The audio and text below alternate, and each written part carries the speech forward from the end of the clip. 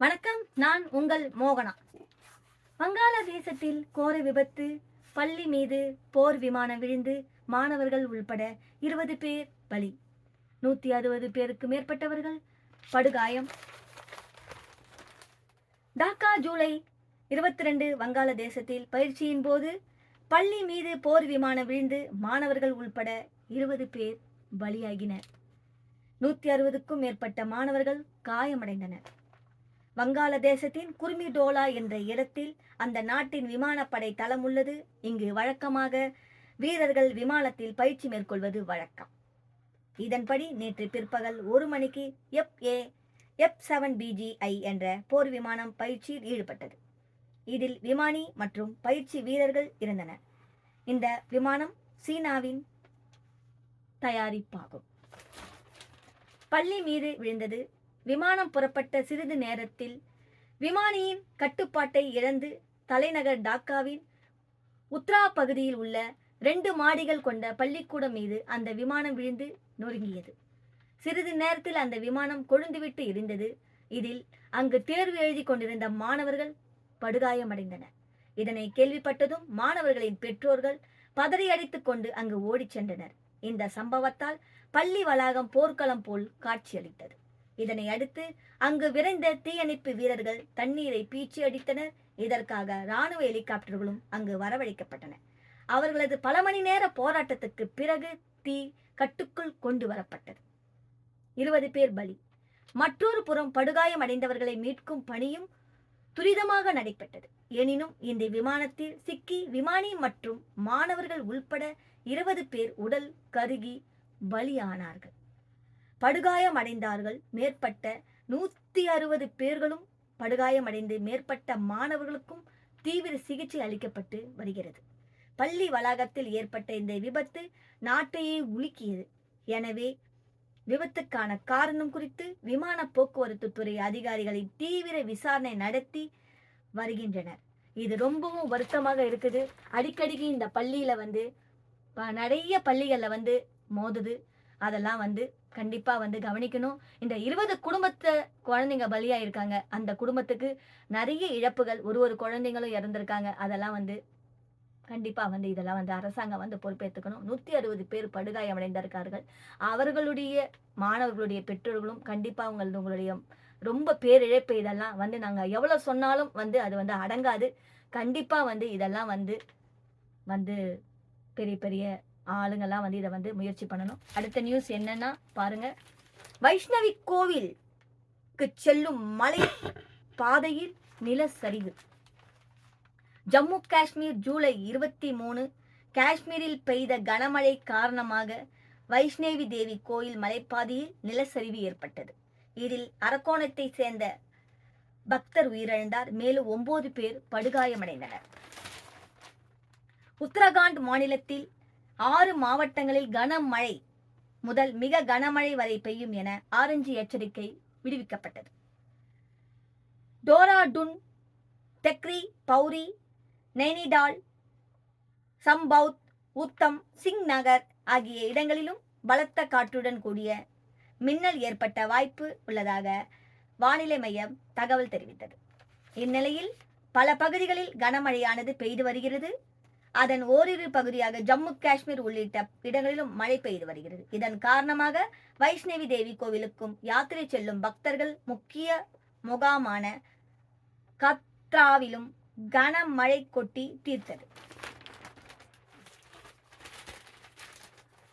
தஞ்சை மருத்துவ கல்லூரி மாணவிக்கு பாலியல் தொல்லை. எங்க பார்த்தாலும் இது நடக்குதுங்க. சின்ன குழந்தையிலேருந்து பெரிய குழந்தைங்க வரைக்கும் இதெல்லாம் பண்ணிட்டு இருக்காங்க. மாணவிகளுக்கும் இப்ப பெரிய பெரிய ஆளுங்களுக்கு தான் அதெல்லாம் பண்ணிக்கிட்டு இருந்தாங்கன்னு சொல்றோம். இப்பெல்லாம் குழந்தைங்களை கூட பாத்ரூம் போறது கூட தனியா அனுப்ப பயமா இருக்குது. ஏன்னா அந்த மாதிரி ஒரு சூழ்நிலை இந்த நாட்டுல இந்த ஒரு இடத்துல இந்த மாதிரிலாம் நடக்குது. இந்த இடம் அந்த இடம் நம்ம குறிப்பிட்டு சொல்ல முடியல. நம்ம பொம்பளை பிள்ளைங்களை நம்ம எங்கேயுமே தனியா குழந்தைங்கள்ல இருந்து நம்ம எங்கேயுமே தனியா அனுப்ப முடியல. இது ரொம்ப பிரச்சனை.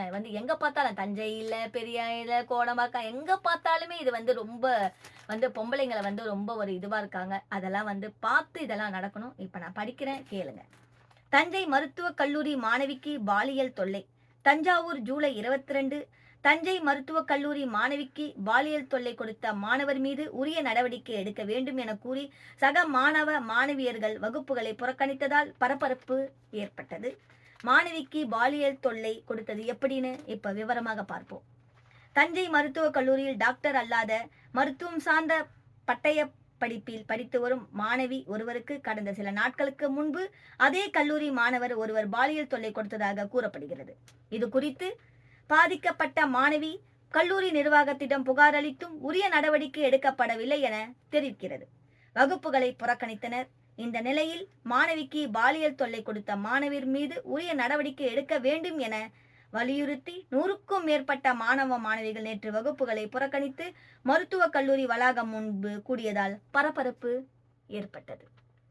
இதனை அடுத்து கல்லூரி முதல்வர் பாலசுப்பிரமணியன் மாணவ மாணவிகளிடம் பேச்சுவார்த்தை நடத்தினர். இந்த பேச்சுவார்த்தையில் உடன்பாடு ஏற்பட்டதால் மாணவர்கள் அங்கிருந்து கலைந்து சென்றனர். 1 மாத இடைநீக்கம். இது குறித்து கல்லூரி முதல்வர் நிருபர்களிடம் கூறுகையில், தஞ்சை மருத்துவக் கல்லூரியில் படிக்கும் மாணவர் மீது கல்லூரியின் விசா கட்டி குழுவில் மாணவி கொடுத்த பாலியல் புகாரின் அடிப்படையில் விசாரணை நடத்தப்பட்டு வருகிறது. விசாரணை செய்த விசா கமிட்டி குழுவினர் சம்பந்தப்பட்ட மாணவர் 1 மாத காலம் இடைநீக்கம் செய்யப்பட்டுள்ளது. இது குறித்து மேல் நடவடிக்கை மருத்துவக் கல்லூரி இயக்குனருக்கும் பரிந்துரை செய்யப்பட்டு வருகிறது. என்ன இருந்தாலும் அது பேரிழப்பு தானே. கண்டிப்பா இதெல்லாம் கவனமா இருக்கணும். குழந்தைங்கள்லாம் கவனமா குழந்தைங்களை பாதுகாக்கணும். அதுவும் பெண் குழந்தைகளை கண்டிப்பா பாதுகாக்கணும். அடுத்த நியூஸ்க்கு போகலாம். ஒரே ஒரு நிகழ்வு. அச்சுதானந்தன் மரணம், எடப்பாடி பழனிசாமி தலைவர்களின் இரங்கல். சென்னை ஜூலை 22 அதிமுக பொதுச் செயலாளர் எடப்பாடி பழனிசாமி சமூக வலைதள பதிவில் மூத்த கம்யூனிஸ்ட் தலைவரும் முன்னாள் கேரள முதலமைச்சருமான VS அச்சுதானந்தன் மறைவால் மிகவும் துயரமடைந்தேன். பொது சேவை மற்றும் மக்கள் நலனுக்கான அவரது வாழ்நாள் அர்ப்பணிப்பு அரசியல் களத்தில் அவருக்கு மிகுந்த மரியாதையை பெற்றுத்தந்தது. அவரது குடும்பத்தினருக்கும் ஆதரவாளர்களுக்கும் எனது மனமார்ந்த இரங்கலை தெரிவித்துக் கொள்கிறேன். அவரது ஆன்மா சாந்தியடைய எல்லாம் வல்ல இறைவனை பிரார்த்திக்கிறேன் என என்று கூறினார். இது போன்ற மதிமுக பொதுச் செயலாளர் வைகோ, தமிழக காங்கிரஸ் முன்னாள் தலைவர் திருநாவுக்கரசர், மார்க்சிஸ்ட் கம்யூனிஸ்ட் கட்சியின் மாநில செயலாளருமான சண்முகம், இந்திய கம்யூனிஸ்ட் கட்சியின் மாநில செயலாளர் முத்தரசன், அமமுக பொதுச் செயலாளர் TTV தினகரன், மனிதநேய ஜனநாயக கட்சி தலைவர் தமிழ் முன் அன்சாரி, தமிழக காங்கிரஸ் விவசாய பிரிவு மாநில பொதுச் செயலாளர் ராஜன் ஆகியோரும் இரங்கல் தெரிவித்தனர். இப்பொழுது அடுத்த நியூஸை கண்டிப்பா பார்க்கலாம். இது கொஞ்சம் வருத்தத்தக்கது. கேரள முன்னாள் மந்திரி VS அச்சுதானந்தன் மரணம், தலைவர்கள் இரங்கல். திருவனந்தபுரம் ஜூலை 22 கேரள முன்னாள் முதல் மந்திரி VS அச்சுதானந்தன் மரணம் அடைந்தார். அவரது மறைவுக்கு தலைவர்கள் இரங்கல் தெரிவித்து வருகின்றனர்.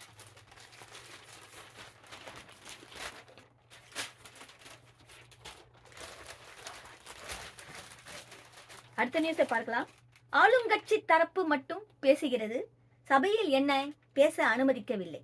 ராகுல் காந்தி பேட்டி. புதுடெல்லி ஜூலை 22 நாடாளுமன்றத்தில் ஆளுங்கட்சி தரப்பு மட்டுமே பேச அனுமதிக்கிறார்கள், என்னை பேச அனுமதிக்கவில்லை என்று ராகுல் காந்தி கூறினார். எனக்கு உரிமை இருக்கிறது. அமளி காரணமாக நாடாளுமன்ற மக்களவை 2வது தடவையாக ஒத்திவைக்கப்பட்டுள்ளது. அதன் பிறகு வெளியே வந்த எதிர்க்கட்சி தலைவர் ராகுல் காந்தி நிருபர்களிடம் பேட்டியளித்த கூறியது என்னவென்று பார்க்கலாம். சபையில் ராணுவ மந்திரியும் ஆளுங்கட்சி தரப்பும் எம்பிகளும் பேச அனுமதிக்கப்பட்டிருக்கிறார்கள். ஆனால் எதிர்க்கட்சிகளை தரப்பில் இருந்து யாராவது ஏதேனும் சொல்ல விரும்பினால் அவரை அனுமதிப்பது இல்லை. நான் எதிர்க்கட்சி தலைவர், சபையில் பேச எனக்கு உரிமை இருக்கிறது, ஆனால் என்னை ஒருபோதும் பேச அனுமதிப்பது இல்லை. இது புதிய அணுமுறையாக இருக்கிறது என்று பிரதமர் ஓடிவிட்டார்.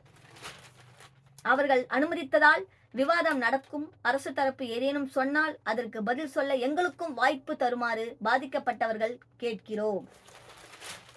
அடுத்த நியூஸை பார்க்கலாம்.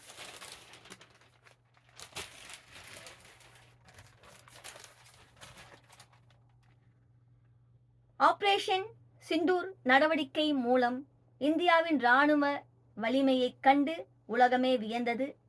பிரதமர் மோடி பேட்டி.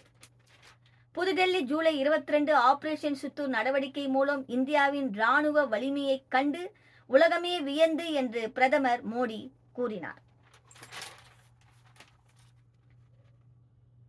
கலைக்காட்டில் பரபரப்பு. சுவர் ஏறி குதித்து கோவிலுக்குள் புகுந்த கரடி. கண்காணிப்பு கேமராவில் பதிவான காட்சி வைரல். களக்காடு ஜூலை 22 நெல்லை மாவட்டம் களக்காடு அருகே மேற்கு தொடர்ச்சி மலை அடிவாரத்தில் இருந்து 2 கிலோமீட்டர் தொலைவில் உள்ள சிதம்பரம் என்ற பகுதியில் சிதம்பரம் களக்காடு பிரதான சாலையொட்டி ஓய்காட்டு சுடலை மாடசாமி கோவில் உள்ளது. இந்த கோவில் பூசாரி நேற்று அதிகாலையில் வந்து பார்த்தபோது கோவிலில் வைக்கப்பட்டிருந்த பூஜை பொருட்கள் ஆங்காங்கே சிதறி கிடந்ததை கண்டு அதிர்ச்சி அடைந்தார். உடனே அவர் கோவிலில் பொருத்தப்பட்டுள்ள கண்காணிப்பு கேமரா காட்சிகளை ஆய்வு செய்தார். அப்போது நள்ளிரவில் கரடி ஒன்று கோவிலின் 4 அடி உயர சுற்றி வர ஏறி உள்ள குதிக்கும் காட்சி பதிவாகியிருந்தது. கோவிலுக்குள் புகுந்த கரடி அங்கிருந்த பூஜை பொருட்களை நுகர்த்து பார்த்து பின்னர் சிறிது நேரம் உலாவிட்டு மீண்டும் சுவர் ஏறி குதித்து வெளியே ஓடியது. இப்பொழுது சினிமாவை பற்றி பார்க்கலாம். நடிகர்கள் பிரகாஷ்ராஜ், விஜய் தேவரகொண்டா உள்பட 4 பேருக்கு சம்மன். விசாரணைக்கு ஆஜராக அமலாக்கத்துறை அனுப்பியது.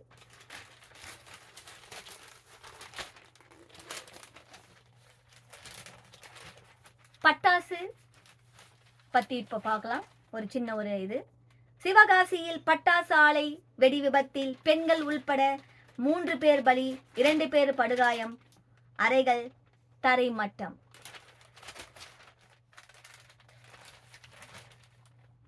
கட்டுக்கட்டாக ரூபாய் நோட்டுகள் எரிந்த விவரம். நீதிபதி யஷ்வந்த் வர்மாவை பதவி நீக்கம் செய்ய தீர்மானம்.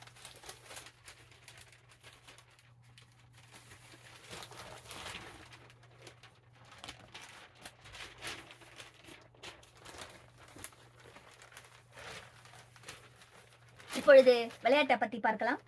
இங்கிலாந்துக்கு எதிரான 4வது டெஸ்ட் நாளை தொடக்கம். மான்செஸ்டரில் வரலாற்றை மாற்றுமா இந்தியா? ஆஸ்திரேலியா அணி வெற்றி. மிட்செல் ஓவன் அரை சதம் அடித்தார். இந்தியா இங்கிலாந்து பெண்கள் அணிகள் கடைசி ஆட்டத்தில் இன்று மோதல். இந்தியா வரை பாகிஸ்தான் அணி தயக்கம்.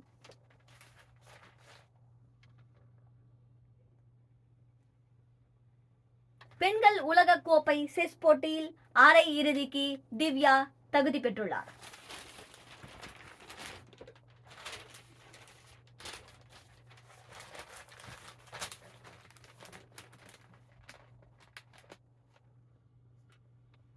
ஆன்மீகத்தை பத்தி சில குறிப்புகள் சொல்றோம். அதிகம் எதிர்பாராத அடிமையாகவும் ஆகாத உடல்நலம் இழந்து பணம் சேர்க்காதே. கர்த்தர் பூமியின் கடையாந்தரங்களிலிருந்து கடைகளிலிருந்து மேகங்களை எழுப்ப பண்ணி மழையுடன் மின்னலையும் உண்டாக்கி காற்றை தமது பண்டை சாலைகளிலிருந்தும் கிடங்குகளிலிருந்தும் புறப்பட பண்ணுகிறார். பூமியில் நடமாடித்தம் வாழ்க்கைக்கு தேவைகளை நிறைவேற்ற எதுவும் செய்ய முடியாத அளவுக்கு அல்லாவின் பாதையில் தங்களை அர்ப்பணித்துக் கொண்டவர்களுக்கும் தான் உங்களுடைய தான தர்மங்கள் உரியவையாகும். இதுல இருந்து என்ன தெரியுது தெரியுங்களா? மதங்கள் எல்லாமே ஒண்ணுதான், வழிபடுறது எல்லாமே ஒண்ணுதான்றத இந்த ஆன்மீகம் நம்மளுக்கு கரெக்டா சொல்லிட்டு இருக்கு.